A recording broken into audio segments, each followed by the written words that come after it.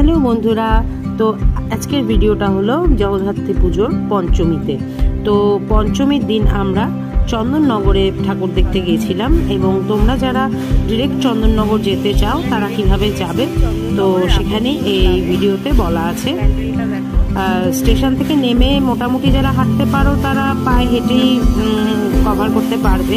তো আমরা কিছু ঠাকুর পায়ে হেঁটে দেখেছি ফটক ঘোরা অবধি, তারপরের ঠাকুরগুলো আমরা একটা টোটো নিয়ে ঘুরেছিলাম। তো দেখো কোথায় কোথায় আমরা কভার করলাম।